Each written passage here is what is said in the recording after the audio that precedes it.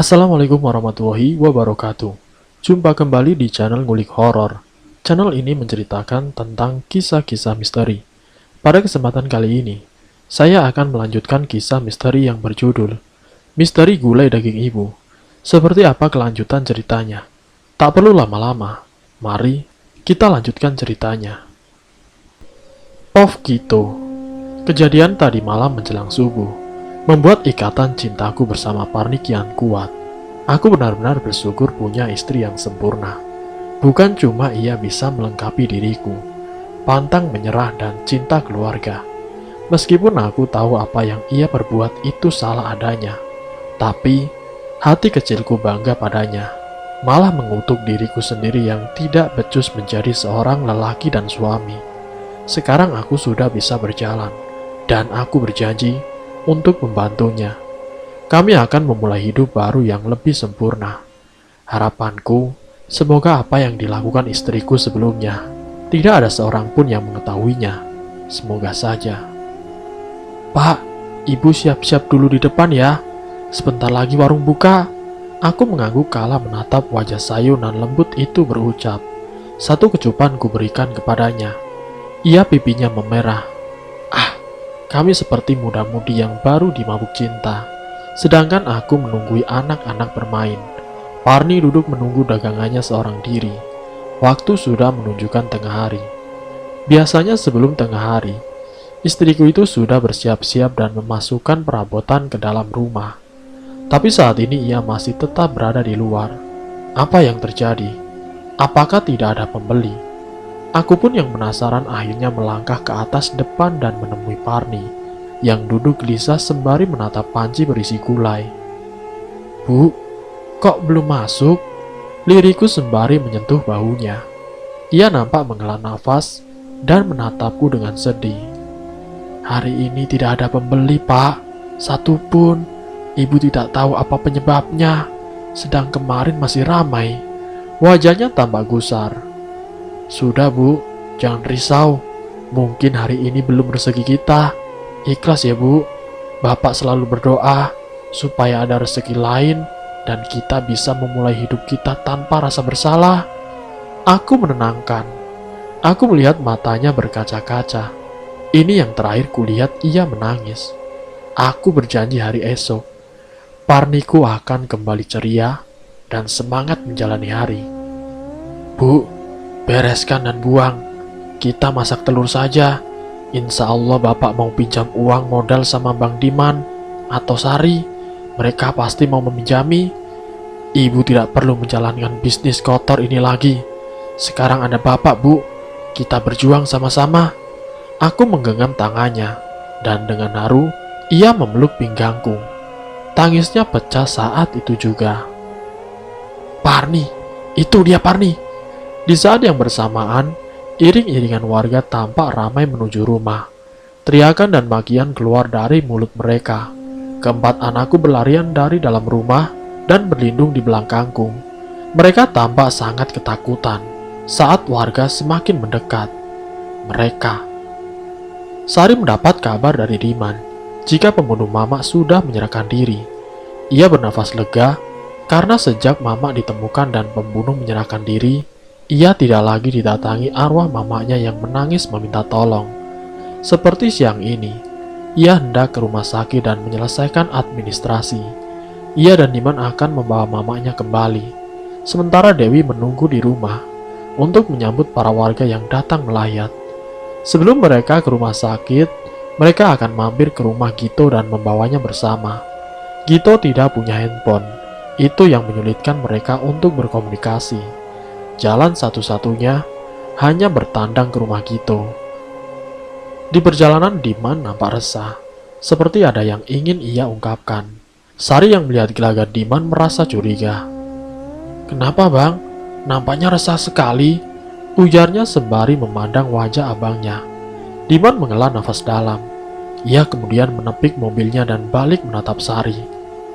Sar, Gito tidak masuk dalam daftar warisan. Dewi tahu itu. Ia berkeras tidak ingin membagi harta Mamak pada Gito, ujar Diman menjelaskan. Hah? Abang sebenarnya ingin adil, Sar. Bagaimanapun Gito adalah anak mama. Abang tidak mau serakah dan rakus. Apalagi mengingat bagaimana keadaan adik abang itu, Sar. Sari yang mendengar pengakuan dari Diman merasa terharu, tapi juga kesal. Karena mendengar jika Dewi ikut campur dalam hal urusan intern antara mereka. Abang sudah benar. Bagaimanapun Bang Gito itu anak mama juga. Kita tidak boleh serakah. Apalagi Mbak Dewi. Dia tidak bisa ikut campur. Ini warisan kita, Bang. Berpikirlah secara jernih. Jangan zolim. Dada Sari naik turun menahan emosi yang bergejolak. Ya, tapi Dewi mengancam minta cerai kalau sampai Gito diberikan haknya. Bang, jangan takut istri. Kau mau dibayangin dosa seumur hidup. Tidak berkah makan bukan hak kita, Bang. Sari semakin emosi menghadapi sikap abangnya yang lemah. Kalau abang lebih memilih istri rakus seperti dia dan membuat keluarga kita pecah, aku akan bakar rumah kita, biar kita semua impas. Ancam Sari kepada Diman. Sari, jangan gila kau, Dek. Itu rumah warisan satu-satunya. Wajah Diman memelas. Ini saatnya abang berusaha jadi suami yang tegas. Jangan mau disetir istri untuk hal yang tidak baik. Uang itu bisa untuk menyejahterakan hidup Bang Gito dan keluarganya. Cukuplah, Bang. Selama ini mata kita tertutup atas semua kehilafan dan ketidakpedulian kita pada mereka. Abang ingat Mbak Parni bilang apa? Ia sampai menangis, minta nasi sisa demi makan Bang Gito dan anak-anaknya. Apa kita masih tega berlaku demikian? Mereka itu saudara kita, Bang. Darah daging kita. Kali ini Sari tidak dapat memendam lagi perasaan sedih yang selama ini menghantui hidupnya. Diman terdiam melihat cairan bening yang menyeruak dan tumpah di kedua sudut mata adiknya. Semua yang diucapkan Sari benar adanya. Apakah ia akan terus menjadi orang zolim dan menutup mata pada penderitaan saudara kandungnya itu, menikmati gelimbang harta yang bukan haknya? Sudah, Dek. Abang minta maaf ya. Abang ngerti maksud kamu. Kita ke rumah Bang Gito. Kita bawa Mama pulang. Dan setelah selesai, kita bagi warisan Mama sesuai ketentuan hukum yang berlaku. Diman menyeka air mata yang tersisa di pipi Sari. Sudah, jangan nangis. Terima kasih sudah menyadarkan Abang. Kalau tidak ada adik sebaik kamu, Abang tidak tahu jadi apa besok, ujar Diman. Iya, Bang. Kita sama-sama saling peduli sekarang ya, Bang. Sari yakin rezeki Abang akan bertambah tanpa harus memakan hak Bang Gito. Diman hanya mengangguk. Pandangannya kini fokus ke jalan, membelah padatnya kendaraan. Setengah jam perjalanan, mobil berbelok dan mulai memasuki jalan yang lebih sempit dan dipenuhi perkebunan pohon karet di kiri dan kanan. Kebun sawit berjajar sebelum akhirnya sampai di sebuah perkampungan padat penduduk. Jalanan semakin sempit, tidak lagi aspal, melainkan tanah yang diselingi kerikil, membuat mobil bergoyang ketika melewatinya. Mobil terpaksa terhenti saat Diman dan Sari melihat kerumunan warga yang seperti sedang melakukan demo besar-besaran. Diman dan Sari langsung turun dari mobil. Mereka ingin tahu apa yang sedang terjadi. Mengapa begitu ramai orang dan mereka menyebut nama Parni. Parni bersembunyi di balik tubuh suaminya. Tatapan matanya nanar dan berselimut ketakutan. Tangis anak-anaknya pecah saat itu juga. Mereka semua berada di samping ibunya yang juga melingkarkan tangannya untuk melindungi keempat anaknya. Riuh rendah suara warga yang kesal dan juga dipenuhi amarah yang memuncak, membuat Gito sekeluarga bergidik ngeri dan gemetar.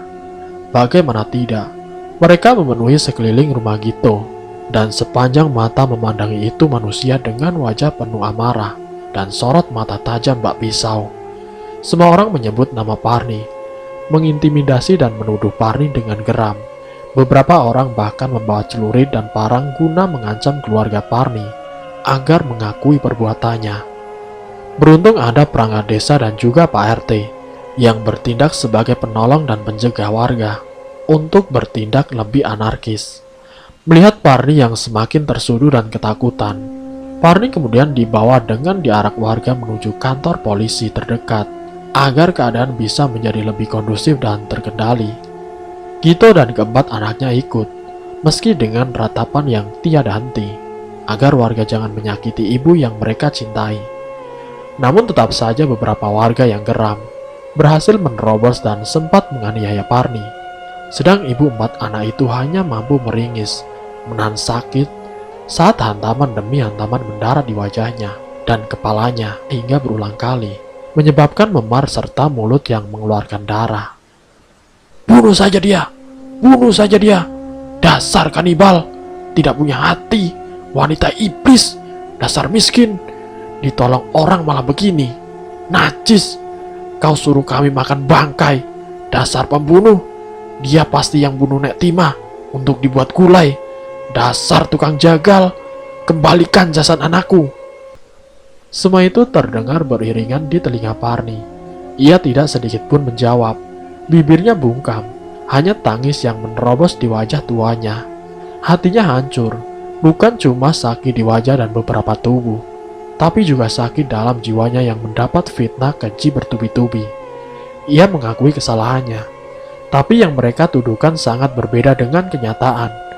Diarak warga, dihantam pukulan, dituduh hingga Parni berjalan sempoyongan, tanpa alas kaki, melewati tanah berbatu kerikil yang mengikis kulit kakinya hingga membuat lecet dan berdarah. Itu sama sekali tidak ia pedulikan. Bahkan jika saat ini nyawanya melayang, ia sudah pasrah. Yang ia pikirkan hanya nasib keempat anaknya, yang saat ini masih meraung melihat ketidakadilan menimpa ibu mereka satu-satunya. Parni, wanita mendekati parubaya itu, tidak dapat membela diri.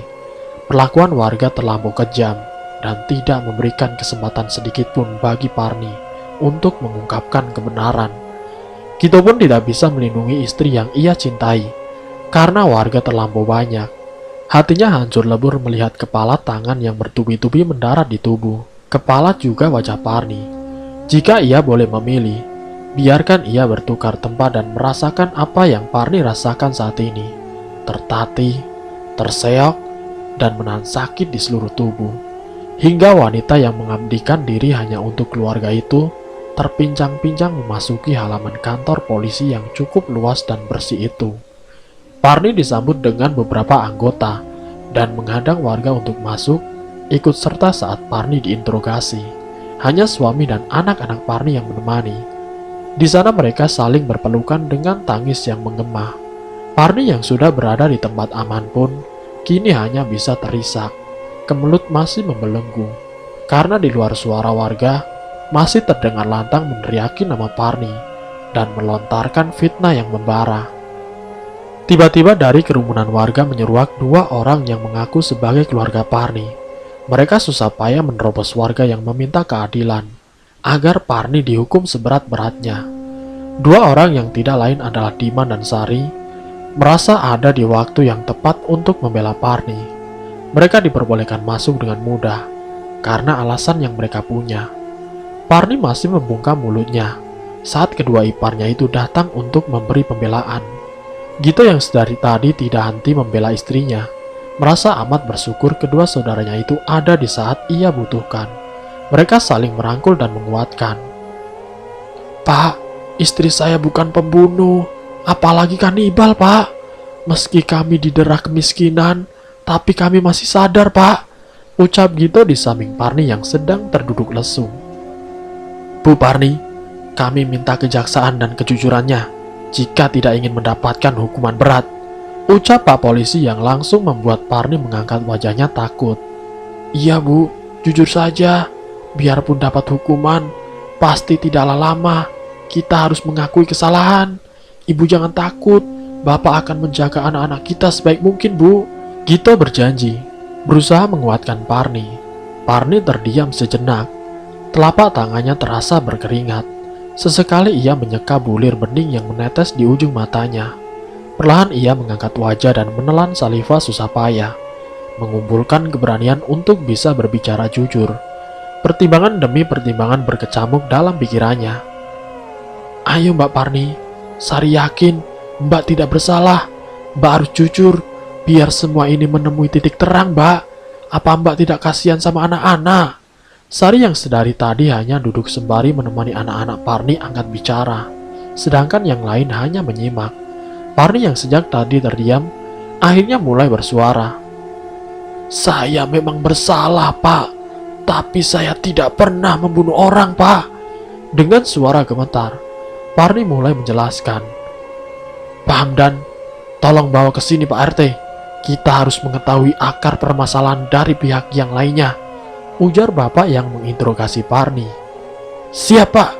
Polisi yang disebut namanya bergegas keluar dari ruangan. Sementara mereka yang menunggu di dalam harap-harap cemas. Drap, drap, drap. Tidak lama Pak Polisi yang bernama Hamdan itu muncul bersama lelaki yang mengaku sebagai Pak RT. Gito menyingkir dari sisi Parni dan duduk di sebelah Sari. Sedangkan lelaki yang dipanggil Pak RT itu duduk di sebelah Parni. Wajah lelaki itu merah padam menahan emosi, seperti tidak sabar untuk mengungkap semua kejahatan yang telah Parni perbuat. Pak, saya beserta warga ingin Ibu Parni dihukum sesuai dengan perbuatannya, karena dia membuat gulai yang dijual dari daging manusia, ucap Pak RT lantang. Tubuh Parni bergetar hebat. Siapa dalang dari semua fitnah keji ini? Pak RT jangan sembarangan bicara. Istri saya tidak sekejam itu. Saya saksinya. Gito yang emosi berusaha berdiri dari duduknya dengan susah payah. Sari yang melihat emosi kakaknya langsung menggagapi tangannya. Bang, sabar bang, ujar Sari berusaha menenangkan. Diman pun berdiri dan memeluk adik laki-lakinya itu erat. Gito meluruh dan duduk kembali. Hatinya begitu sakit melihat penderitaan Parni istrinya. Saya masih punya iman. Saya akui saya bersalah. Tapi saya bersumpah, saya tidak pernah membunuh dan memakai daging manusia. Parni membela diri.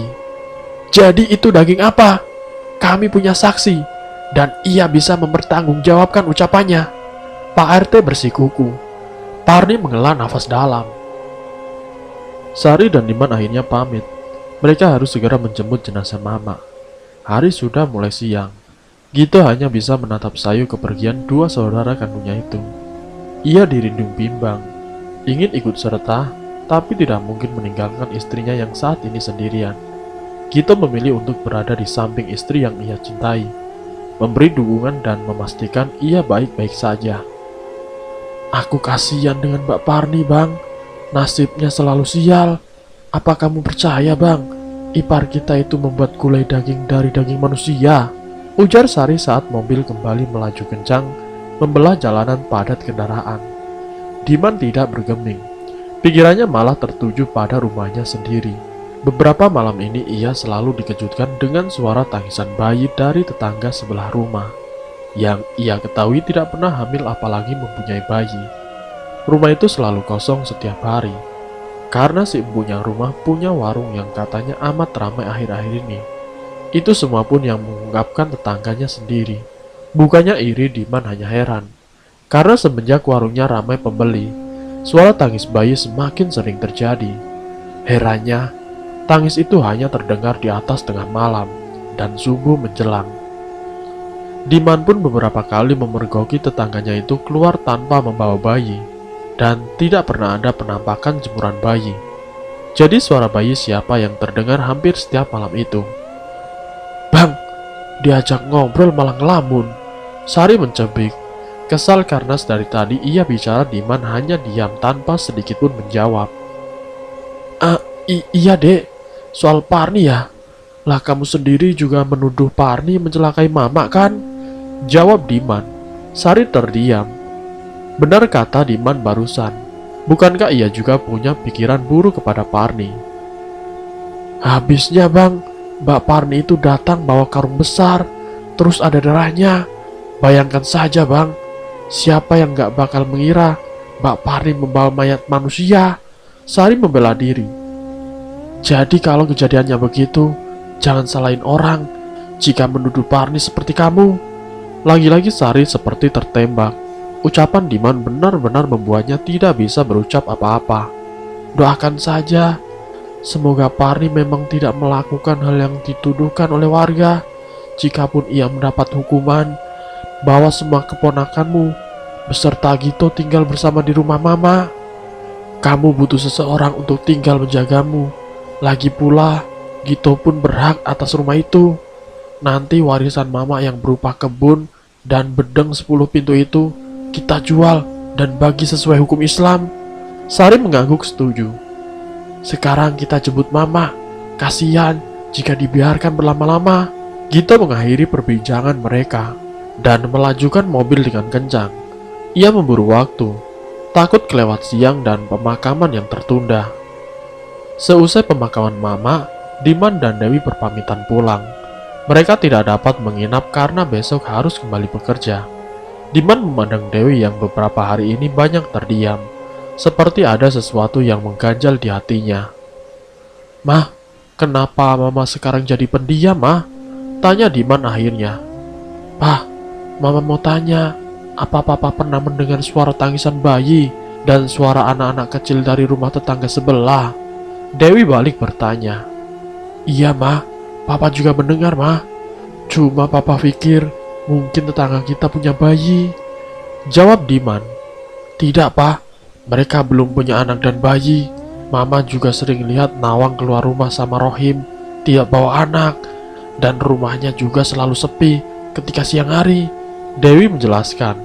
Diman mengusap wajahnya dengan gusar.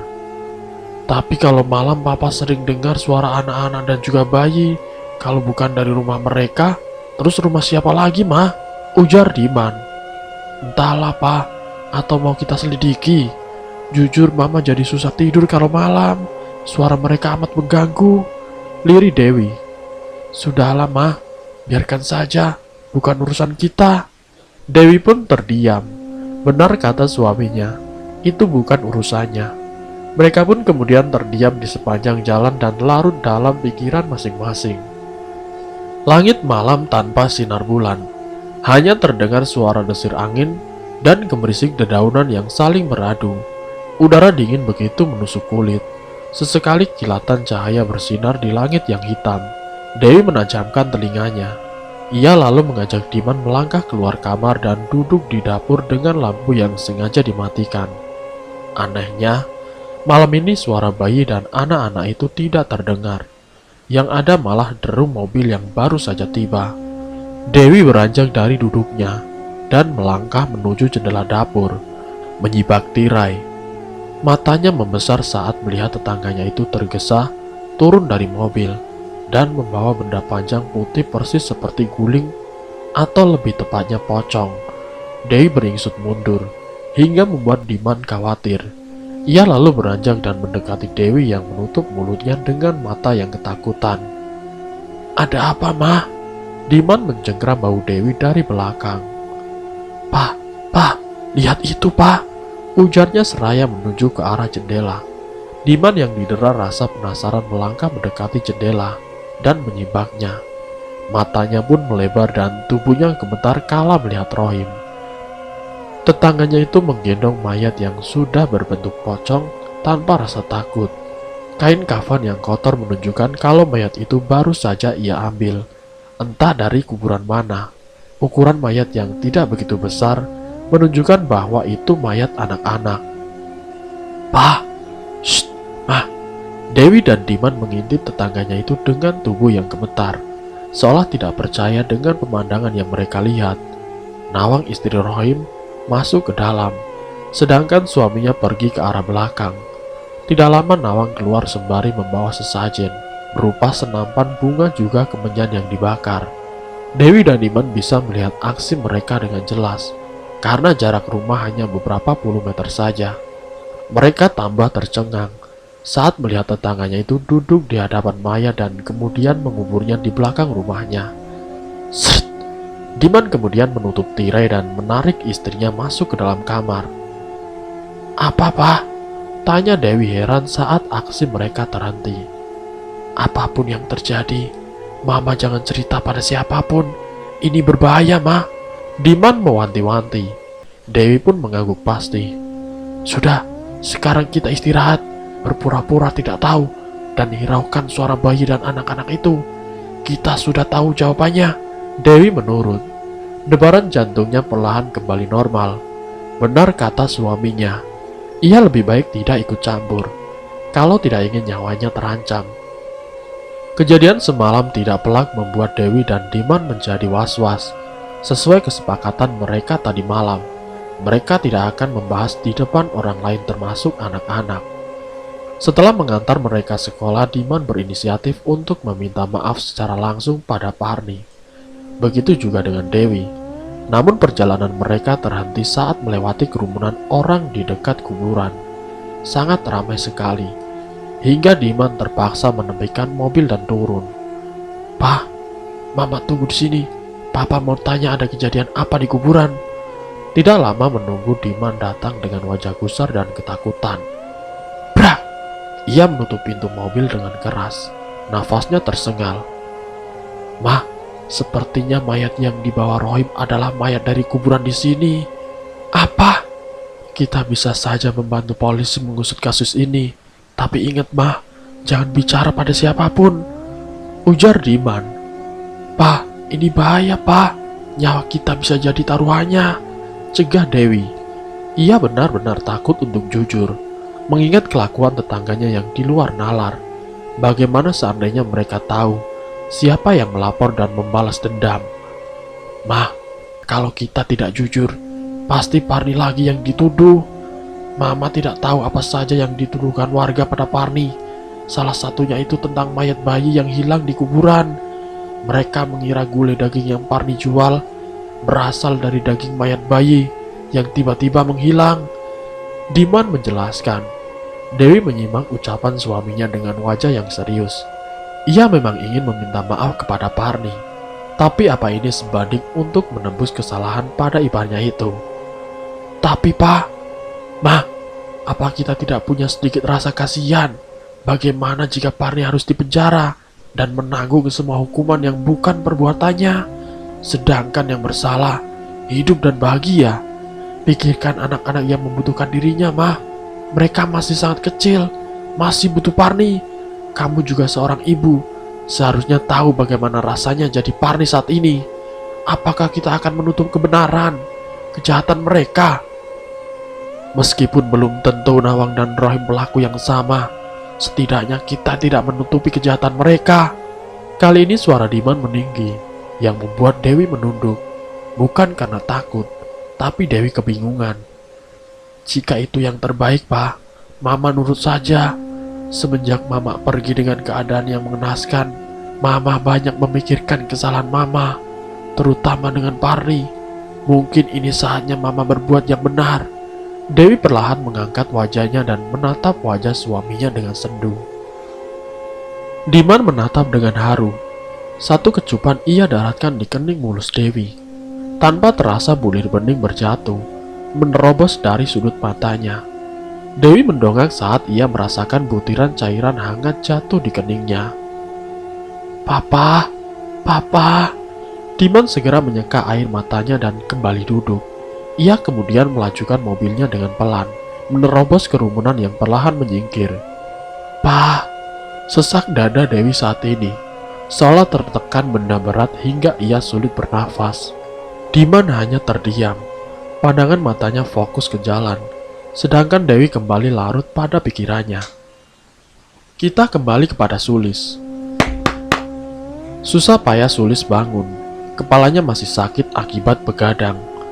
Putranya terserang demam yang membuat Sulis tidak bisa terpejam karena rewel. Beruntung Imron sedang libur, jadi pagi ini ia bisa bergantian menjaga Nanang, anaknya itu. Baru saja Sulis tiba di ruang tengah. Ia melihat seorang lelaki di ambang pintu sedang berbincang dengan suaminya, Imron.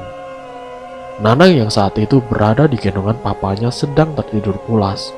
Sulis yang saat itu tidak mengenakan jilbab menghentikan langkah dan memilih mendengar perbincangan mereka dari ruang tengah.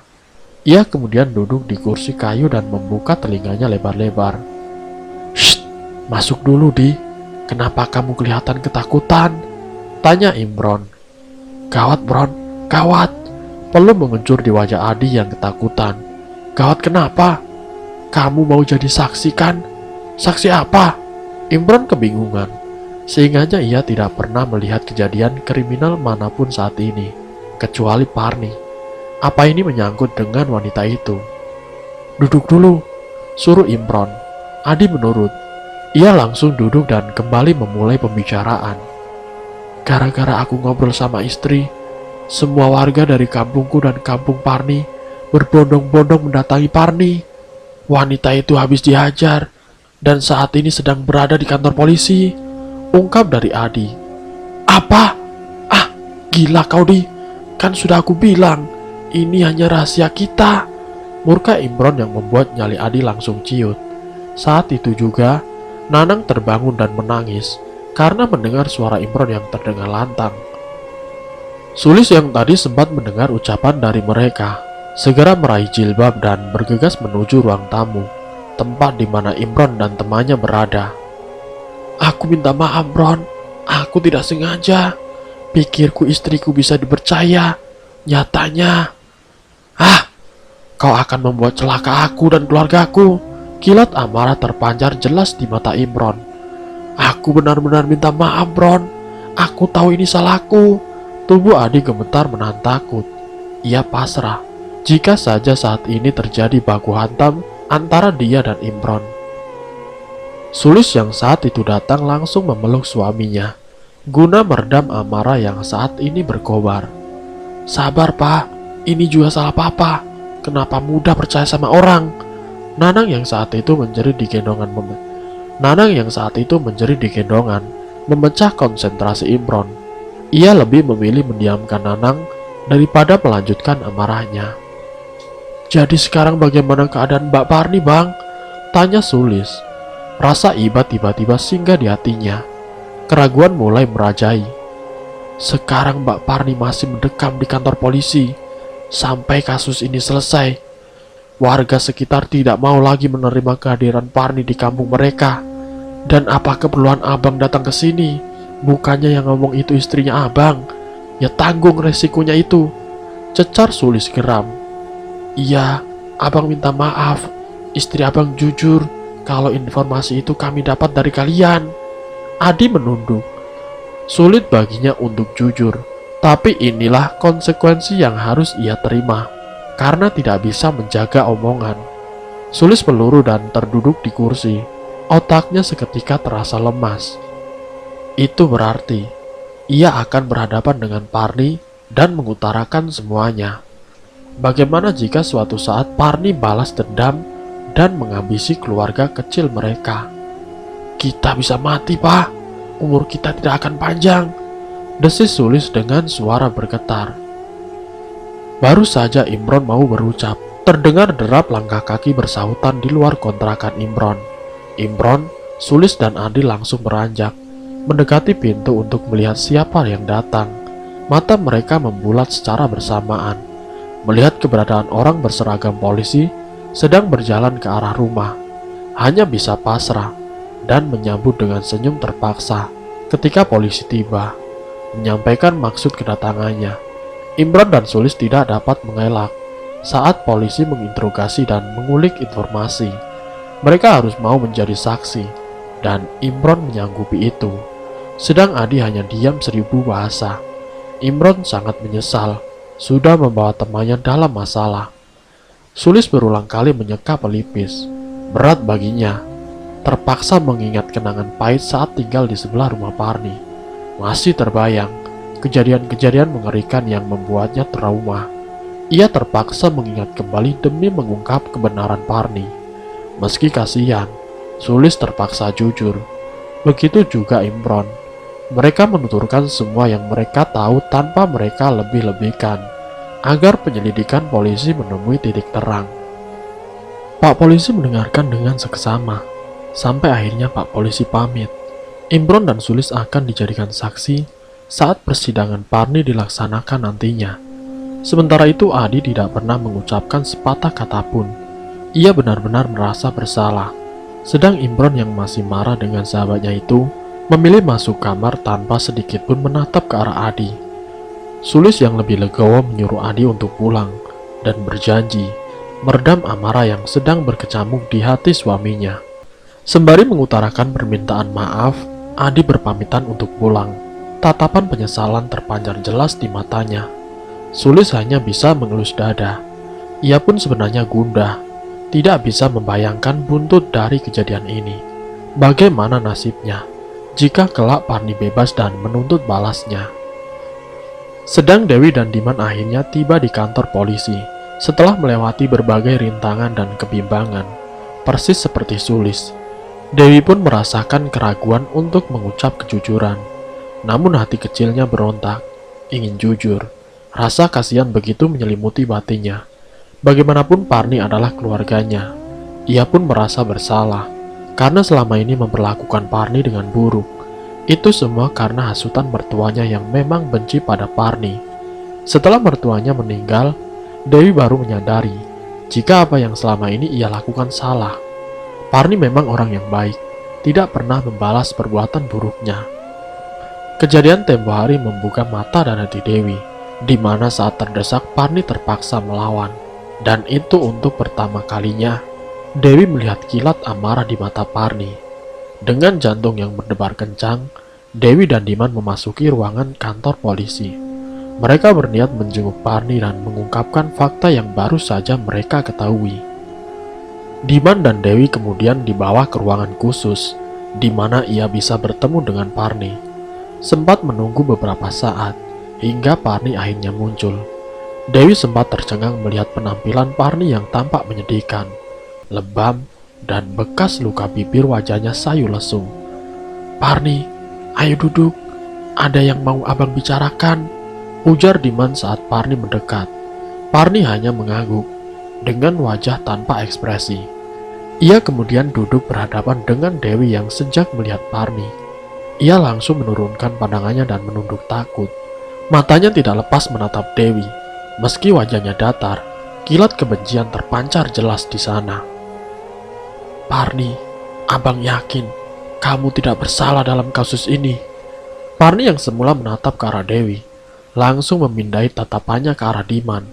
Sorot mata tajam itu berubah teduh dan menatap penuh harap. "Maksud abang?" lirih Parni. Ia tidak menyangka iparnya itu akan berucap seperti tadi.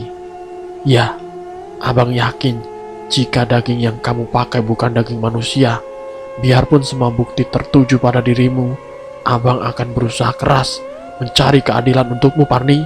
Tolong jangan menyerah dan berbicaralah yang jujur agar kebenaran terungkap," pinta Diman. Parni terharu mendengar ucapan dari Diman. Air matanya merembes di antara sudut matanya. Perlahan Dewi mengangkat wajahnya dan mengumpulkan keberanian untuk bersitatap dengan Parni. "Par, maafin Mbak ya.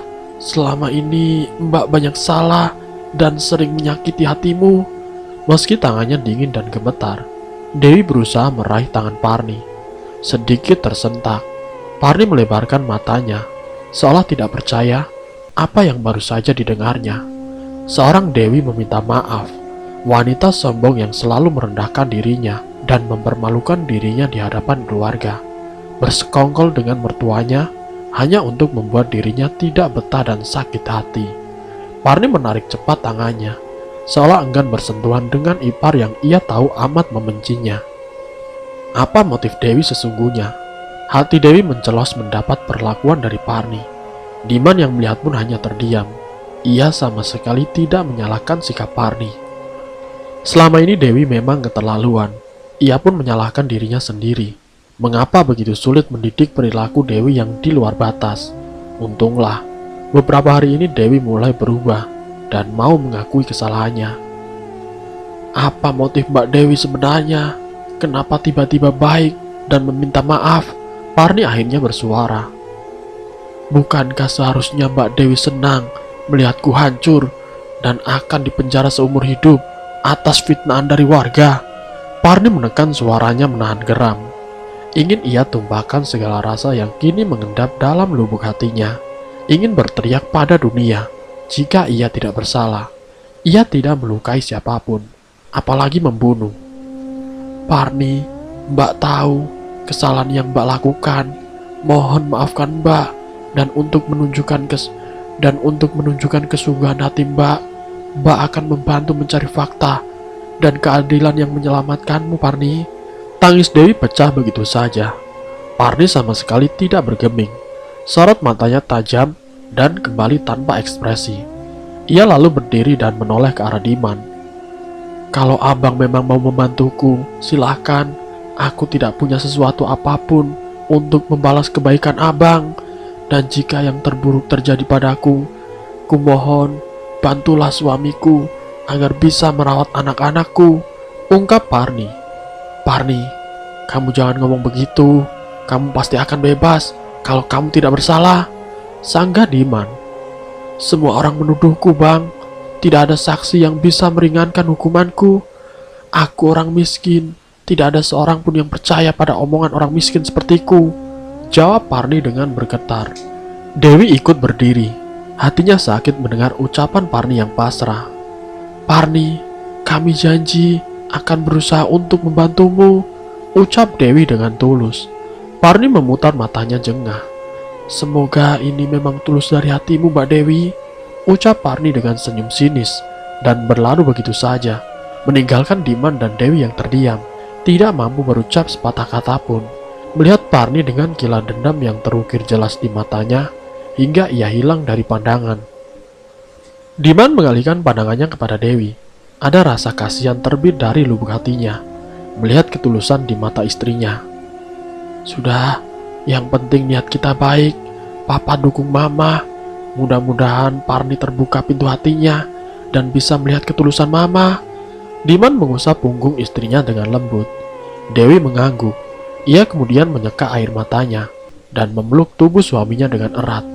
Diman lalu mengajak Dewi untuk menemui Pak Polisi di ruangan lainnya, karena waktu berkunjung pun sudah selesai. Setelah memberikan keterangan kepada Pak Polisi, polisi pun dengan sigap bergerak dan berjanji rahasia akan aman dan memberi informasi berada dalam perlindungan. Malam itu Dewi susah tertidur.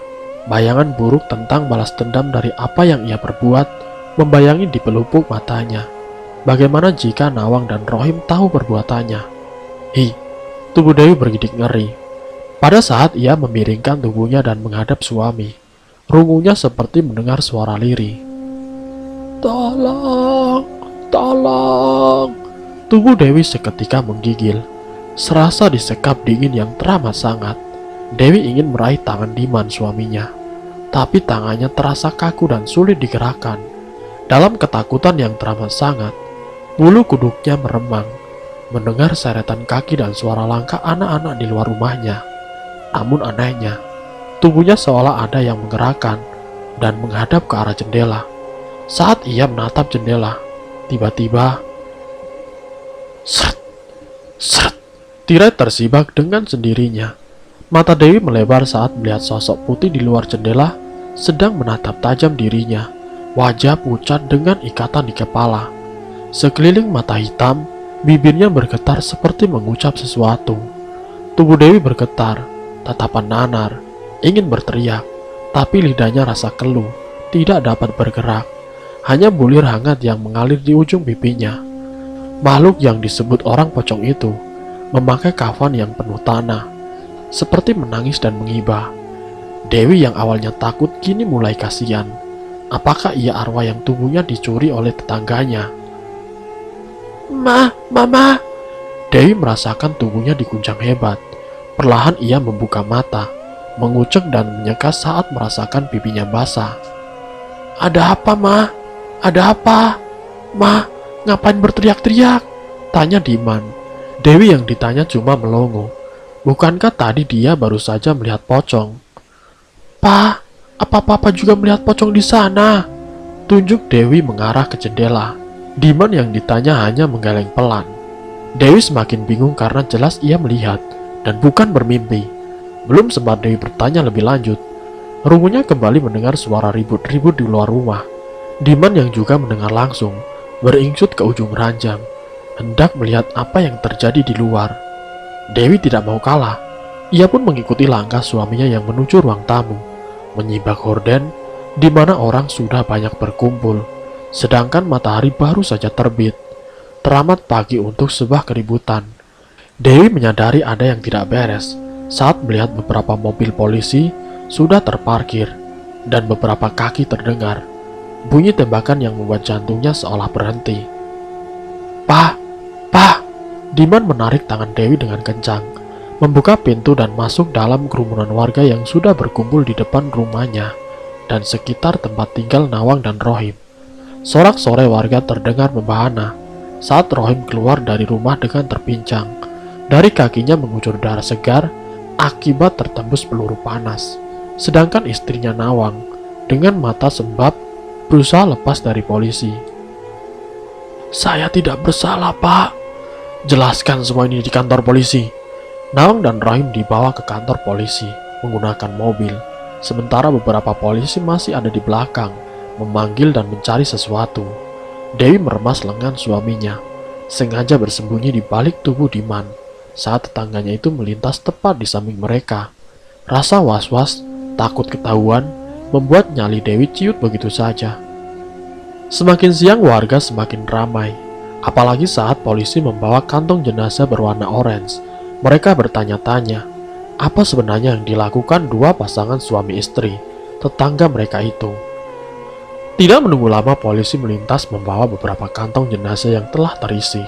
Sekitar 5 kantong mereka temukan, dan tempat kejadian segera diberi garis polisi berwarna hitam dan kuning. Tandanya, warga dilarang untuk mendekati. Semua warga perlahan pulang ke rumah masing-masing dengan tanda tanya di pikiran. Sedang Dewi dan Diman bernafas lega. Akhirnya tetangga mereka itu dibawa. Kini tinggal menunggu penyelidikan. Apakah memang mereka yang juga mencuri mayat bayi di kampung sebelah? Jika memang iya, berarti Parni bisa bebas dari tuduhan yang dilontarkan warga sekitar. Dewi dan Diman berdoa dalam hati. Semoga saja dengan kejadian ini, kebenaran akan terungkap dan Parni bisa hidup bahagia. Warga berkerumun di sekitar rumah Parni. Riuh rendah suara membuat batin Parni terguncang. Parni yang saat itu berada dalam cengkraman tangan polisi terlihat pasrah. Kilat kesedihan begitu terpancar dari matanya. Tatapannya tidak pernah lepas dari keempat anak kesayangannya yang kini berada dalam genggaman Gito dan Sari. Raungan dan tangisan keempat anak yang memendam rasa rindu pada ibunya itu terdengar amat memilukan, membuat beberapa orang yang berada di sekitar menangis terharu termasuk Sari, adik iparnya. Parni berkata sejujur-jujurnya saat petugas kepolisian bertanya. Mereka menggeledah semua barang. Berikut tempat di mana Parni menguburkan tulang belulang yang disinyalir milik manusia. Parni dengan langkah gontai menunjukkan tempat yang dimaksud.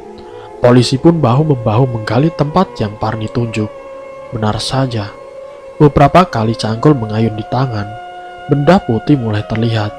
Beberapa orang shock dan menatap tidak percaya saat benda yang merupakan tulang itu diangkat satu persatu ke atas permukaan tanah.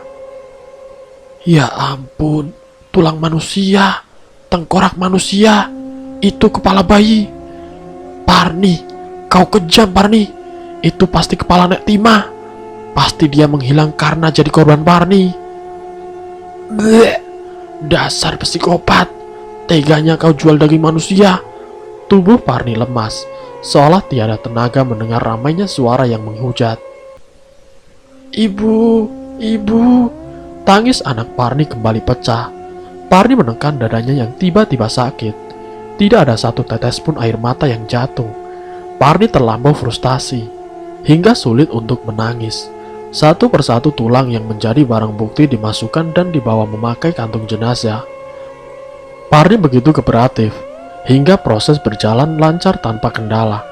Keempat anak Parni mengejar saat Parni tangannya diborgol polisi, akan dibawa kembali. Ibu, jangan pergi bu, kembalikan ibu kami. Parni hanya bisa mengelus senyum getir saat anaknya Tono sempat menarik ujung bajunya. Ia meminta waktu pada polisi dan berjongkok menjajari keempat anaknya yang mengelilingi dirinya. Jangan cengeng, kalian semua anak ibu yang paling pintar, paling ganteng, paling cantik. Sekarang tinggal sama Bibi Sari ya. Hormati Bibi seperti menghormati ibu. Ibu pergi tidak akan lama. Ibu janji, kita akan berkumpul lagi. Maafkan ibu. Keempat anak Parni berikut Gito langsung memeluk Parni dengan erat. Tangis mereka pecah seketika. Tapi itu tidak berlangsung lama. Pak polisi menarik kembali Parni dan kembali membawanya menuju mobil polisi. Parni hanya bisa menghela nafas kasar saat melihat anaknya menjerit karena perpisahan yang terpaksa. Di saat yang bersamaan beberapa orang lari kocar-kacir saat melihat seorang nenek yang tiba-tiba hadir di antara kerumunan orang-orang. Parni dan beberapa polisi tidak lepas dari rasa heran. "Hantu!" teriak mereka. Kerumunan yang semula ramai dan rapat perlahan merenggang karena banyaknya orang yang lari tunggang langgang. Sedangkan orang yang diteriaki sebagai hantu hanya menatap heran. Ia malah mendekat ke arah Parni yang kini berada di cengkraman tangan polisi. Sama seperti orang-orang, Parni pun heran melihat si nenek dalam keadaan sehat. "Parni," ujar Nek Tima. "Nek Tima, nenek masih hidup." Nek Tima menatap dalam Parni. "Iyalah, nenek masih hidup. Memang kenapa?" "Tuh Pak Polisi, lihat sendiri. Saya bukan pembunuh. Ini orang yang dibilang warga salah satu korban saya. Alhamdulillah, Allah masih menolong saya." Parni meluruh ke tanah dan bersujud di antara tanah dan debu. Derap langkah kaki Gito yang mendekat bersama anak-anaknya menggetarkan tanah. Mereka serentak memeluk tubuh Parni dan tangis pun pecah. "Nenek, apakah nenek mau ikut kami ke kantor? Kami butuh kesaksian nenek untuk Ibu Parni," ujar Pak Polisi. Nek Tima yang sedari tadi didera rasa bingung hanya mengangguk setuju. "Kebetulan saya mau bertemu dengan cucu saya. Kata mamanya kemarin dia ke kantor polisi dan mengaku merampok orang," terang Nek Tima. Parni menatap tajam Nek Tima. "Ya, aku yang menyuruhnya.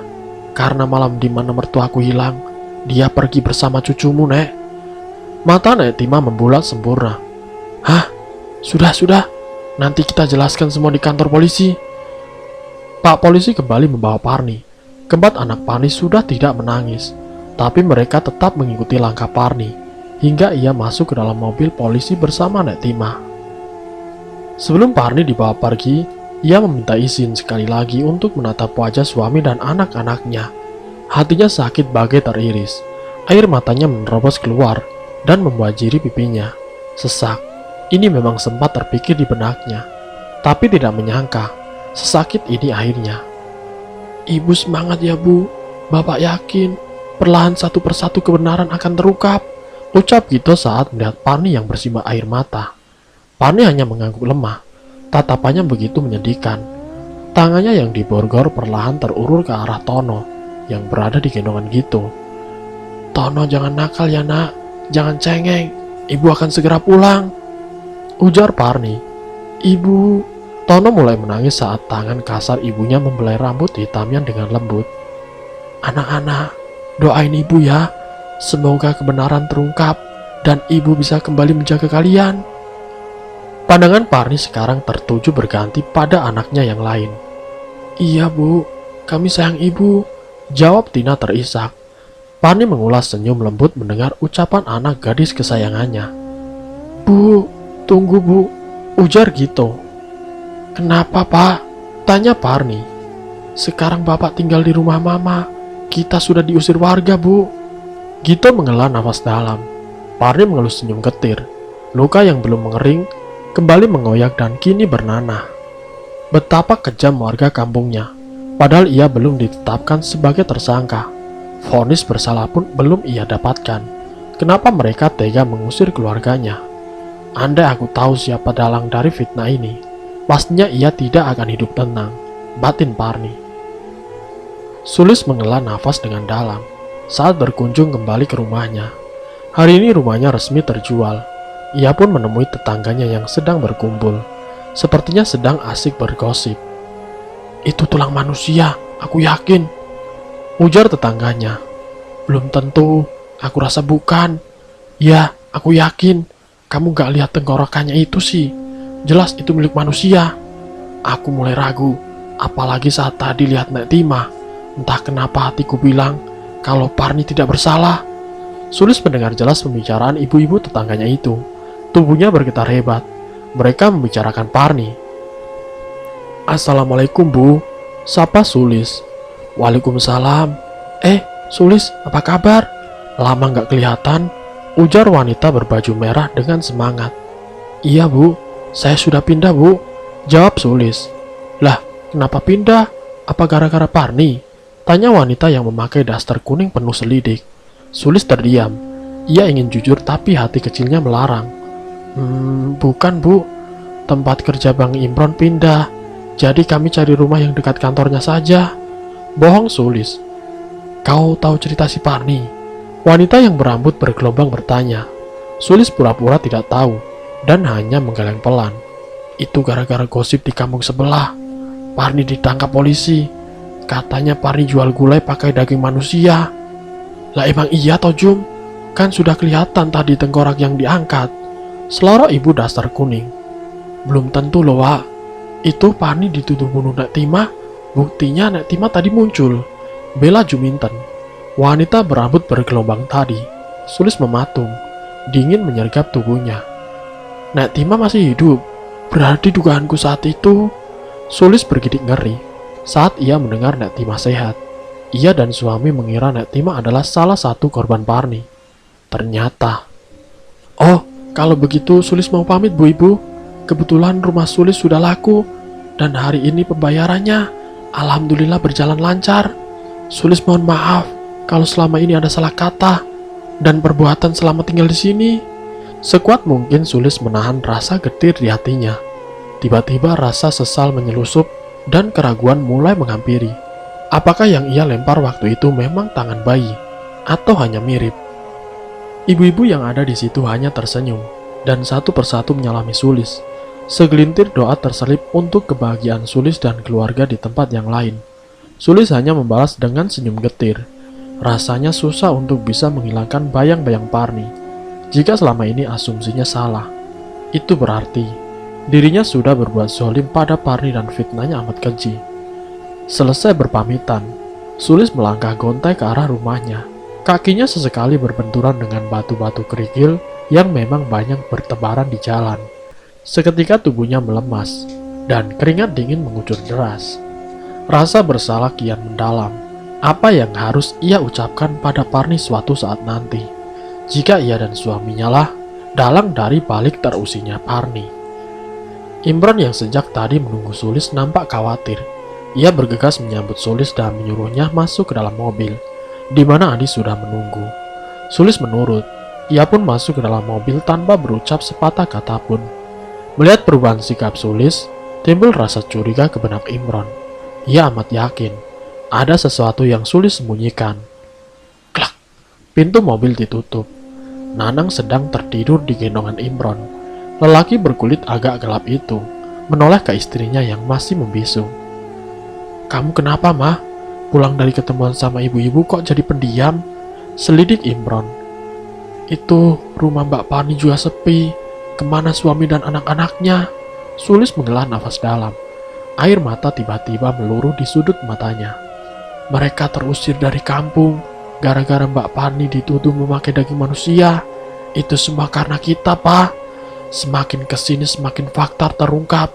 Hati Mama berkata kalau kita di pihak yang salah. Liris Sulis disela isakannya. Tidak mungkin, Mah. Papa yakin itu daging manusia. Apalagi bertepatan dengan Papa memergoki Mbak Parni sedang memotong daging. Besoknya Nek Tima hilang tanpa jejak. Imron berkeras. Itu pasti daging Nek Tima.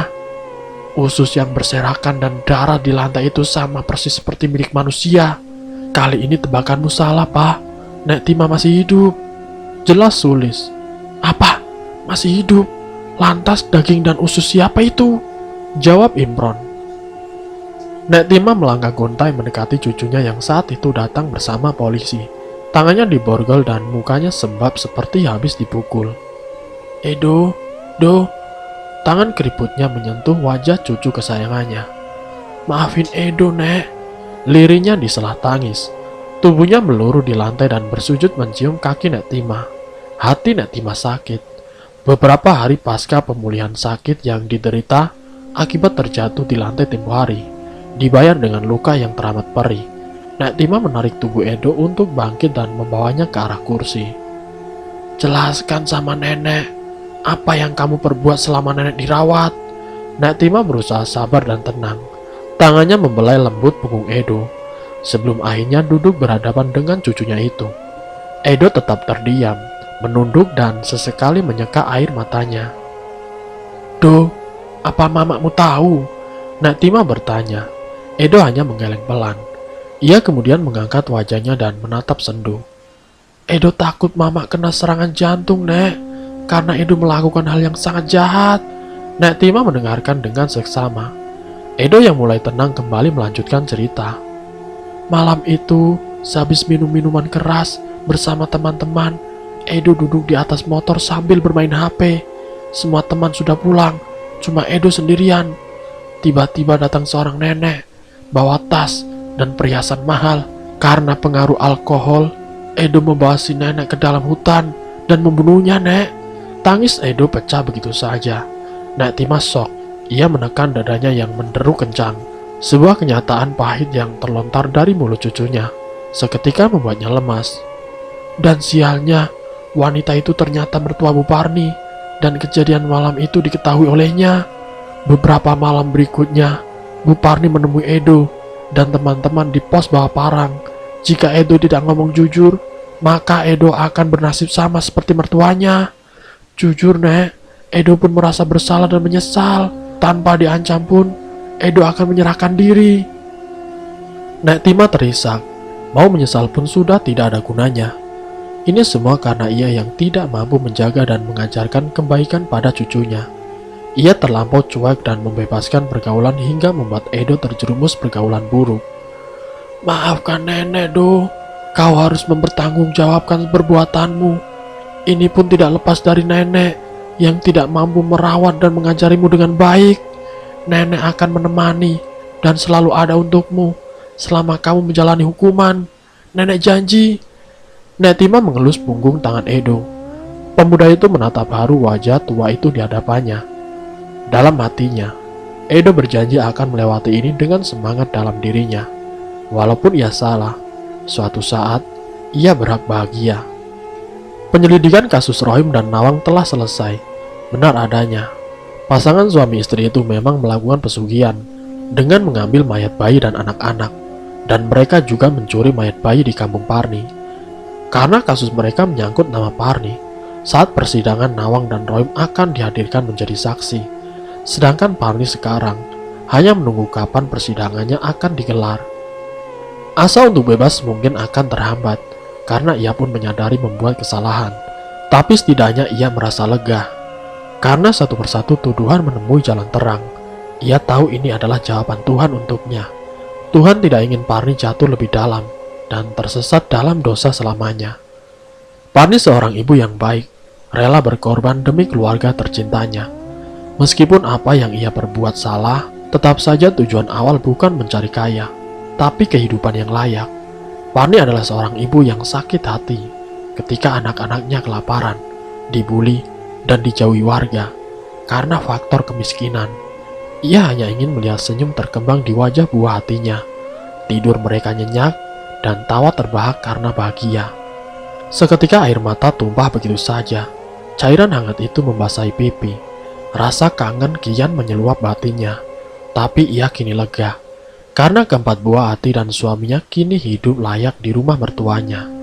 Parni mendengar jika ketiga kakak beradik itu menjual harta orang tuanya dan membaginya secara adil. Sabar Parni, kamu pasti akan segera keluar dari sini dan kembali dalam pelukan orang-orang yang kamu cintai. Lirihnya pada diri sendiri. Ia kemudian menyeka air matanya dan bangkit, menuju lantai yang dialasi tikar. Berbaring dengan tangan dilipati sebagai tumpuan. Rasa kantuk teramat sangat menyerang, dan kegelapan datang menjemputnya. Parni, ibu 4 anak itu tertidur pulas, dan di dekat rasa dingin yang amat sangat. Hari yang Parni nanti akhirnya tiba. Dengan wajah datar, Parni masuk ke ruangan dengan disertai teriakan sangat tidak semua. Karena sebagian sudah tahu jika Parni tidak bersalah. Yang jadi pertanyaan daging apa yang digunakan Parni selama ini. Satu persatu saksi menguak kebenaran tentang Parni, termasuk Sulis dan suami. Meski takut mereka tetap bersaksi tanpa melihat mata Parni yang menyorot tajam. Datangnya Sulis dan Imron membuka tabir siapa dalang fitnah selama ini. Tapi Parni cepat menguasai diri. Dari penuturan Sulis, ia tahu jika Sulis hanya salah paham. Tibalah saatnya Parni yang menguap kesaksiannya. Semua orang yang terdiam saat terjadi tanya jawab di ruangan sidang. Parni dengan lugas menjawab dan menanggung resiko apapun sebagai buntut dari kejujurannya. Jadi jika bukan daging manusia seperti yang dituduhkan, daging apa yang menjadi bahan baku gulai ibu? Parni terdiam sejenak, mengumpulkan keberanian untuk bisa berbicara fakta sebenarnya. Pada saat yang bersamaan, masuklah seorang lelaki parubaya yang datang tergopoh-gopoh, menyerahkan diri dan memberi kesaksian. Para warga melihat dengan mata terbelalak. Kasus ini semakin menarik perhatian, tapi Gito terlihat biasa saja, karena ia tahu lelaki itu siapa. Iya pak, benar yang Pak Darmo ucapkan. Daging yang saya pakai memang hasil buruan. Awal kami ketemu, saat ia menggali makam bayi yang hilang, Pak Darmo sedang berbincang dengan teman-temannya. Ia suka berburu, dan saat itu timbul ide untuk meminta hasil buruannya. Pak Darmo yang baik hati memberikan dengan sukarela. Mulai dari hari itu, saya dan Pak Darmo bekerja sama. Di atas tengah malam kami berburu. Sebagian hasil jualan, saya beri sebagai imbalan, ungkap Parni. Jadi daging apa yang ibu gunakan? Saya menggunakan daging babi dan juga daging monyet. Kedua hewan itu masih banyak di hutan dan mudah untuk ditemukan. Saya tahu saya salah, dan saya menerima apapun konsekuensinya. Parni menjelaskan dengan keberaniannya. Di sela teriakan warga yang menghujat kejujuran Parni, hati Parni menjadi lega. Ya, kejujuran memang sulit diterima dan dilakukan, tapi tentu akan ada hikmah di balik itu semua. Persidangan berakhir dengan putusan yang cukup sepadan. Parni divonis menjalani beberapa tahun penjara. Begitupun Pak Darmo. Meski hukuman Pak Darmo lebih ringan dari Parni, sebelum akhirnya Parni dijebloskan ke dalam penjara, ia sempat mengucapkan kata maaf pada tetangga dan warga atas kesalahannya. Meski tetap saat itu ia bebas, warga tidak sudi menerimanya dan tetap mengusirnya. Sulis pun mengerahkan keberaniannya untuk meminta maaf atas semua fitnah dan kesalahpahaman yang ia buat. Bukan Bu Parni namanya jika tidak memaafkan. Wanita berhati lembut itu dengan tangan terbuka meminta maaf, dengan tangan terbuka menerima maaf dari mantan tetangganya itu. Sebuah pelukan ia layangkan di antara isak tangis keduanya. Begitupun dengan Dewi, iparnya itu berjanji menjaga anak-anak Parni selama Parni dalam masa hukuman. Parni begitu berterima kasih dan meminta maaf pada Dewi. Mereka pun saling memaafkan. Bito pun tidak henti menggenggam tangan Parni. Begitupun 4 anaknya. Sebelum akhirnya Parni dibawa masuk kembali dengan polisi. Tangis haru mengiringi kepergian Parni, orang yang mereka sayangi, hingga Parni benar-benar hilang di balik tembok pemisah. Mereka pun pulang dengan hati hampa. Beberapa tahun berjalan, tibalah pada masa kebebasan Parni. Wanita parubaya itu menyunggingkan senyum manisnya saat melihat sambutan hangat dari keluarganya. Anak-anaknya sudah beranjak remaja. Pelukan hangat mereka layangkan saat melihat ibu mereka datang. Sesuai dengan perjanjian, mereka semua akan pindah ke kota lain. Begitupun Sari dan Diman. Mereka ingin melupakan masa kelam yang mereka alami beberapa tahun ini, menuju kota lain di mana mereka tidak dikenali. Dewi dan Diman pun ingin melupakan rasa trauma. Mereka takut jika masih berada di sana, suatu saat Rohim dan Nawang akan menuntut balas. Pergi adalah jalan terbaik bagi mereka. Sari pun tidak ingin jauh dari kedua abangnya dan memilih ikut bersama mereka.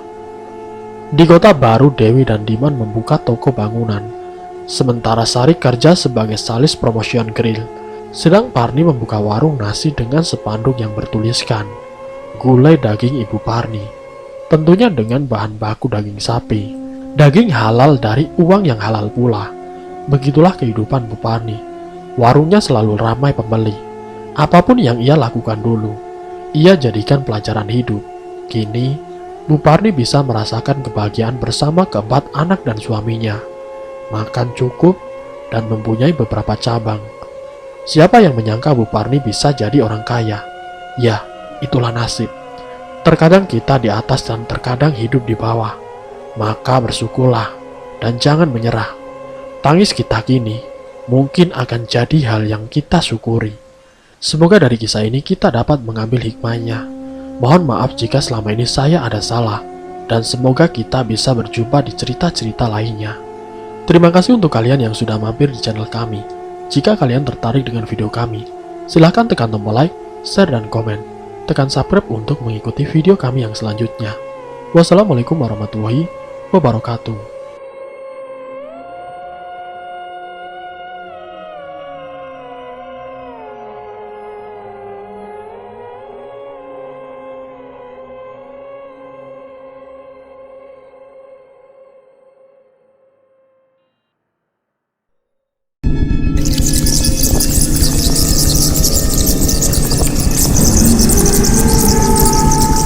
Selamat datang di channel Ngulik Horor.